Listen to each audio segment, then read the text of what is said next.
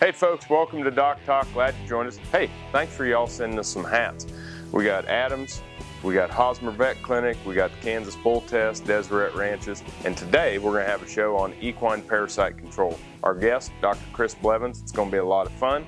We're going to talk about some of the different worms that cause issues in horses, and we'll talk about how you can prevent them by working with your veterinarian.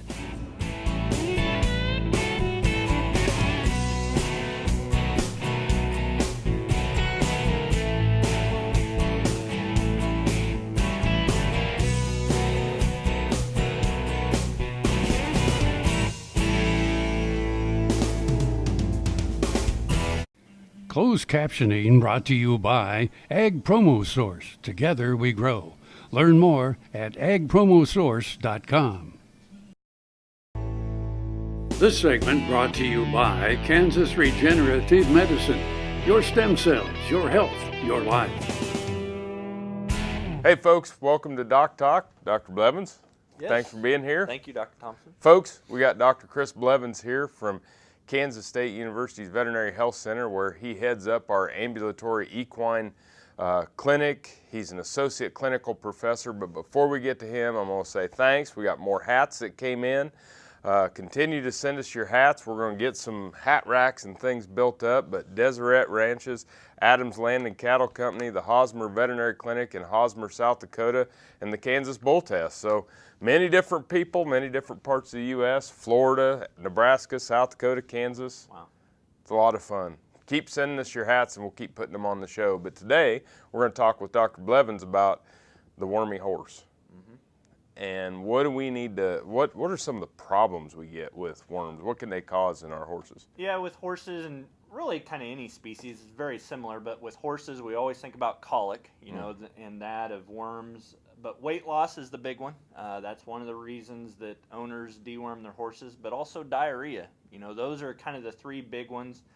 With pinworms, they could get a roughened tail head, you know, itching their hind end, but that kind of is the main categories with problems that horses could get with internal parasites. So when we see an adult horse that's out on grass and it starts to get a pretty loose stool and it's losing weight, that's got to be one of your top differentials, right? That's right. That's when you need to get a veterinarian involved, and we'll talk a little bit later about just the aspects of how the veterinarian could get involved with that as far as recommendations. How does the colic occur? I mean, I can get the weight loss and the diarrhea from the parasites, but do we just get a worm burden, or what causes the colic? Yeah, there's a possibility of the colic due to worm burdens or encysted type of internal parasites within the lumen of the intestine, but also some of the internal parasites migrate through the lungs, through different parts of the belly or abdomen, and they can affect different aspects, not just the GI tract, but also blood and blood supply, and that could also be a big indicator and even be life-threatening. Huh. So, you know, when we see this, can it be infectious like horse to horse? Is it mainly pasture to horse? You know, I've got stables we work with. We have people that have their own horses just kicked out on grass. Yeah. What are the different scenarios? Mostly, you're right. It needs to have a pasture to get a lot of those strongyle type eggs that they were most concerned with, which most dewormers are trying to get rid of. But again, it takes blades of grass to kind of cycle that through. They can't just go from one horse to the other. Okay. Even though we say fecal oral, that's usually the main thing with that. Now, pinworms and some other things, that could be on different things, buckets and stalls and stuff, and ascarids, but mainly it has to go through blades of grass when you're talking strongyles. It's kind of similar to feedlots. I mean, when we bring cattle in off of grass and put them in a dry lot, we aren't sitting there thinking about them with worm burdens in a feed yard, because we've pulled them off of the place where the ascarids and things are being hosted. Right. Anything else as far as before we go to break here on things that worms can cause? You know, I think worms can cause all kinds of things, even coughing. You know, a coughing horse could be due to internal parasites. So really, anything internal parasites can be of different facets, and you just got to get your veterinarian involved.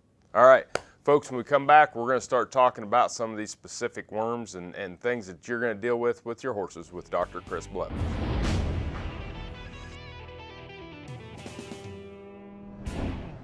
Valley Vet Supply is devoted to providing information and professional quality products at reasonable prices. Valley Vet Supply. Healthy cows start with the new hired hand automatic livestock sprayer. Rancher invented to provide an efficient alternative to pour-on and injectable parasite management systems. The portable design allows cattle to treat themselves head to hoof. Strategic device placement with pass-through activation technology takes the stress out of parasite treatment for cattle and the rancher, leaving more time to tend to other vital tasks on the farm. To learn more, visit cowsprayer.com. The new hired hand makes healthy cows easy. This segment brought to you by Santa Fe Trail Meats in Overbrook. Visit us online at sftmeats.com.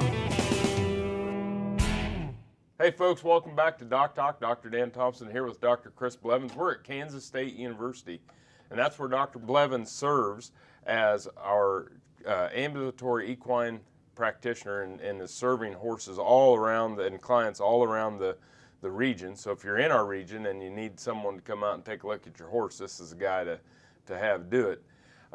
He's an associate clinical professor here in our equine section. Again, thank you, South Dakota, Nebraska, Florida, Kansas, for sending us your hats.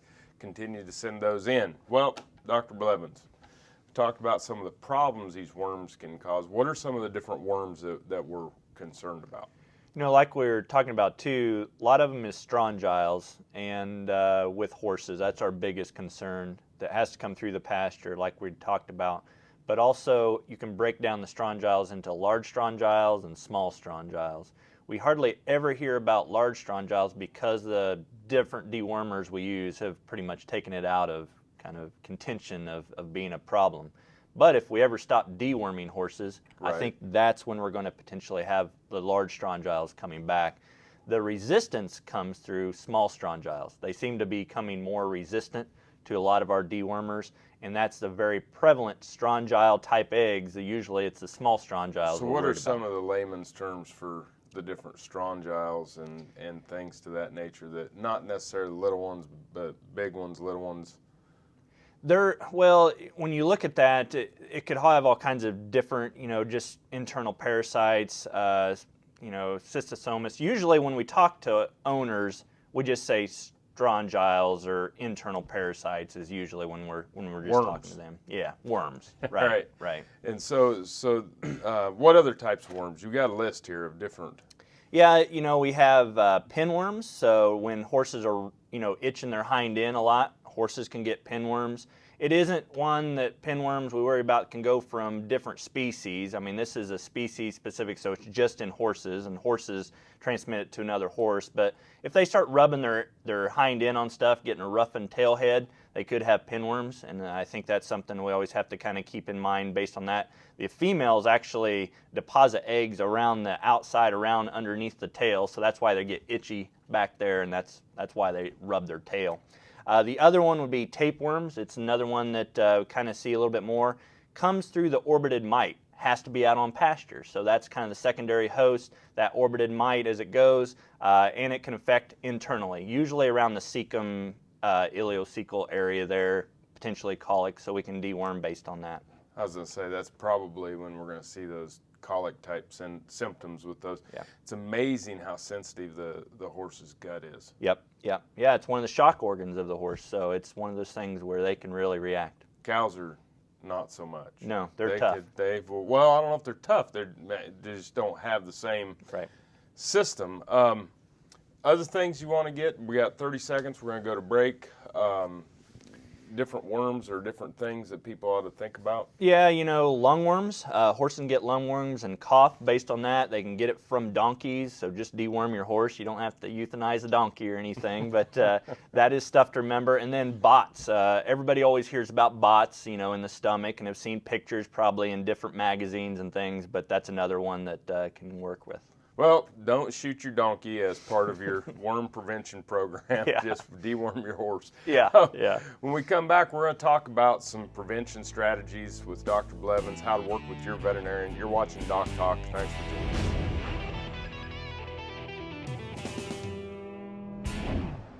Brown Chevrolet Buick in Wamego is driven by the spirit of American ingenuity. Come in for a new Chevrolet car, truck, or SUV. If we don't have exactly what you want, we'll find it for you. And we also have a great selection of used cars. We make sure you have an easy, fun, and transparent sales experience that saves you time and money. But if you want high-pressure salesmen and hours spent in the finance office, you'll just have to go elsewhere. Brown Chevrolet Buick in Wamego. We're making car buying great again. This is Eric Stonestreet, and as many of you know, I love my home state of Kansas. In March, Kansas ranchers lost homes, equipment, and thousands of cattle from the largest wildfires in the state's history. Imagine losing all you have in a fire. Not just your house, but your livelihood. Ranchers are beginning to rebuild, but it will take years and tens of millions of dollars to build back herds, fences, and other infrastructure. Today, I'm asking you to help. Donate what you can and show your support to the ranchers of Kansas. Simply go to kansasfires.com. Your donation is tax deductible and will go to those who need it the most.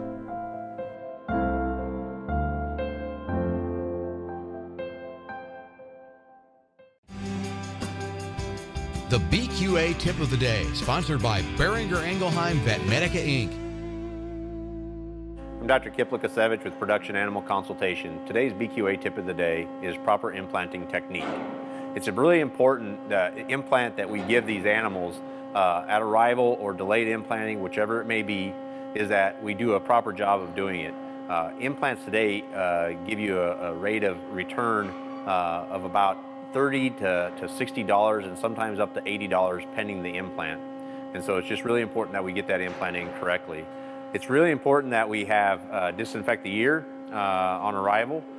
So if we have a clean bucket for just the initial wash and then disinfection for just a final scrub, and then we actually have our implant gun where we have the disinfectant that we should always change that disinfectant every 200 head or in between pins and keep that fresh. And then disinfect your needle each time in between each animal. If you skip off the ear, also disinfect that needle. Don't just go on an implant. And so that's your tip of the day.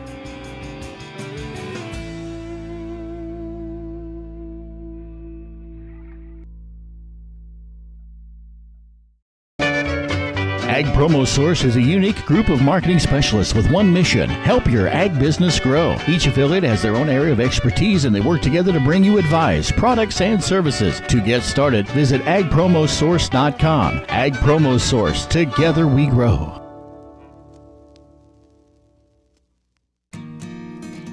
We do business with Blueville because of the quality of their work. It is excellent quality, and because they make a commitment to their customers. We enjoy the benefits of hiring a good company to help us maintain this home. We will always do business with Blueville. We have for many, many years, and there's no reason for us to look for any other service. This segment brought to you by Kansas Soybean Commission. Progress powered by Kansas farmers. Hey folks, welcome back to DocTalk. Dr. Dan Thomson here with my friend and colleague, Dr. Chris Blevins, who is an associate clinical professor here in the Veterinary Health Center. He heads up our equine ambulatory clinic and sees a ton of cases, teaches a lot of students, and does a lot of good for the equine industry all across our state and beyond. Thankful for him to take the time to come and be here today. And we're talking about worms. And we've talked about what they cause. We've talked about the different worm types. Now let's get into, what are some of the things you and I are going to do to help clients prevent these from getting in their horses? I think the big misperception of where people have been as far as deworming the horse is just grab packages of dewormers that they can buy anywhere, and that's what's recommended by the veterinarian. And that's not necessarily the case. I think we need to make sure that we get the veterinarian involved with managing our worms in our horse because we have resistance. We're becoming more and more resistant to a lot of these worms are becoming resistant to a lot of the dewormers, and it's kind of regional, but it's one of those things that's starting to come across the U.S., and we have to be very careful about this and really how much we deworm and what product we use as far as deworming. Okay, so set me up on, let's just kind of, obviously we want you to work with your local practitioner, but just kind of set me up on some basic principles that you would employ in your equine herd when it comes to worms. Yeah, I think the biggest thing is we start with running a fecal. And we do that during certain times of the year here around Kansas because there's what's called hypobiosis, or the aspects of when the animal or the worms shed eggs. And so we want to get a good representative sample of that. Usually that's going to be kind of the late spring or early fall time is when we like to run fecals on the horse to see how many eggs are being shed in there. And then we can figure out, is this horse a high shedder, a medium shedder, a low shedder, or no shedder as far as some of these eggs due to internal parasites. Gotcha. So when you do a fecal, are there, I mean, can I go out to the pasture? I mean, is there a sampling technique you like? I mean, or do I just take a freshly voided fecal sample and put it in a Ziploc bag or something and take it into the clinic, or what do I do? Yeah, I think, again, just talk to your veterinarian about what would be the best thing for that. But usually what I'll do is tell them to grab the freshest sample they can find. And it's usually just a couple fecal balls. We don't need the whole pile. So it's just usually just a couple of the fecal balls in a Ziploc bag. And if you're going to submit it to your clinic the next morning, just put it in the fridge. But we just want it to stay cool and moist until you submit it to the lab. Okay. So go out, and for me, I just carry Ziploc bags around in the gator or whatever. I see one freshly void, I'll just go pick them up right there while they're steaming. Yep. And then I know I got a fresh one. I know that I got the sample. Go ahead and cool them down. Next day's fine. Yep. Okay. Yep. And then when we get it in there, we got about 30 seconds to break. When we get it into the clinic, they'll then run the fecal float. Yeah. And so they'll look under the microscope and look for how many eggs, and they'll do an egg count, and they'll do that per concentration, or of that grams. It's eggs per gram is usually what we run it as.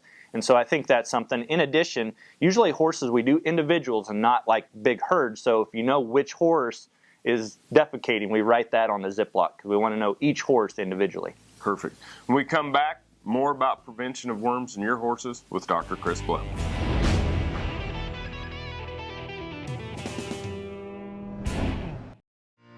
Hey folks, Dr. Dan from DocTalk here. Be sure to join me for Drover's Cowboy College, June 20th and 21st in Springfield, Missouri. We're going to have experts covering topics such as cow nutrition, treatment options, low-stress cattle handling, genetic selection, and economics on keeping your cow profitable. Be sure to register. Go to www.droverscowboycollege.com or give us a call at 877-482-7203, and I'll see you in Springfield.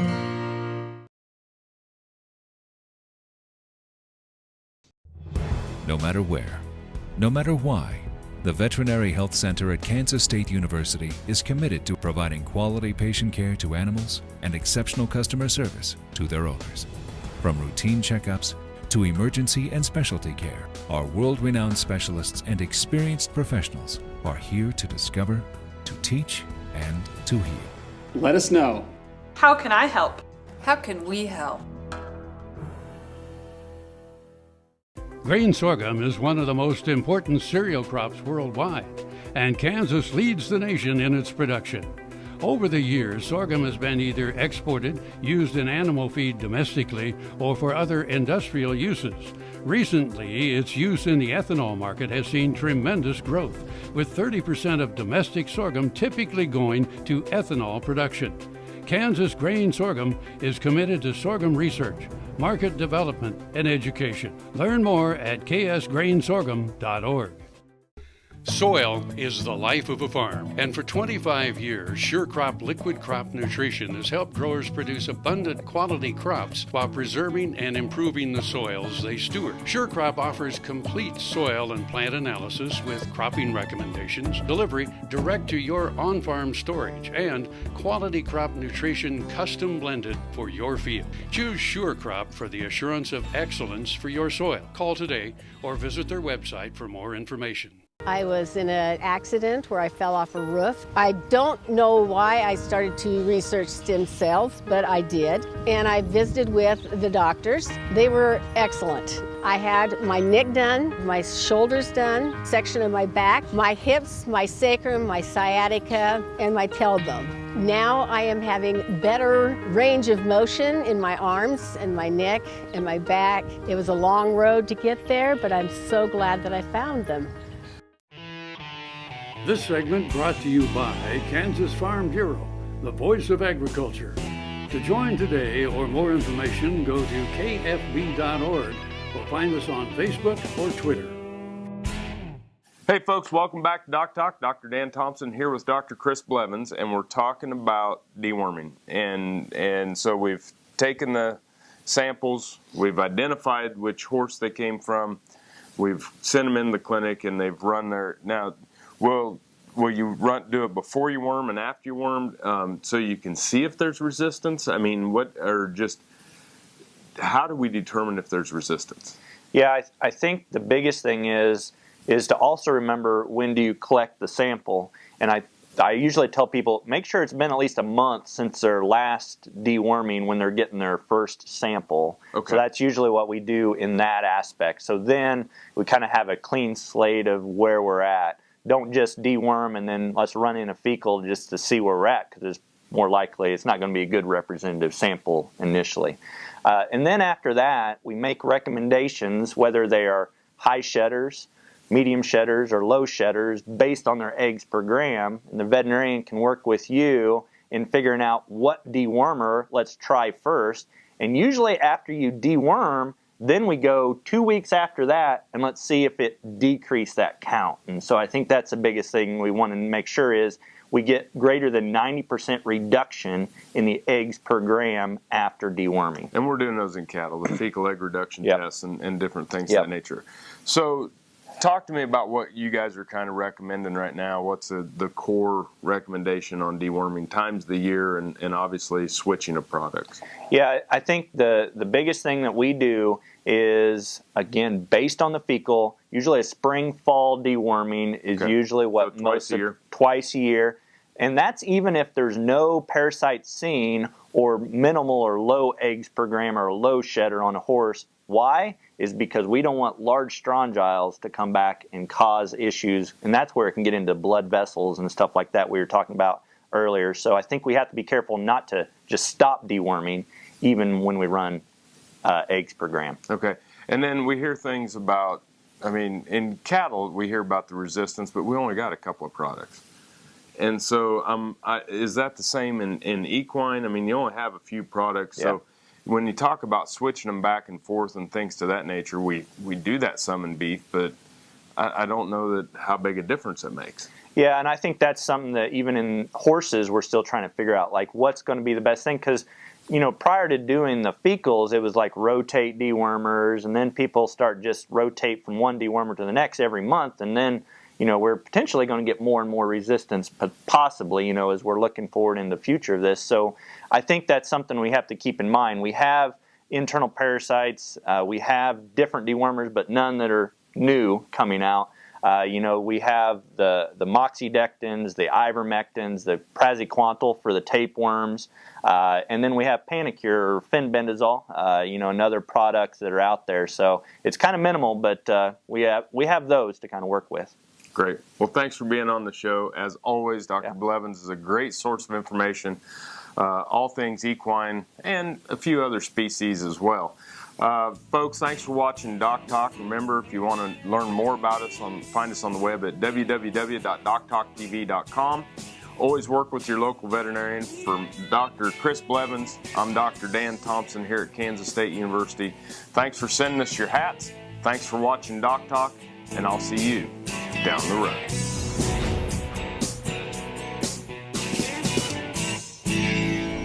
Closed captioning brought to you by Ag Promo Source. Together we grow. Learn more at agpromosource.com.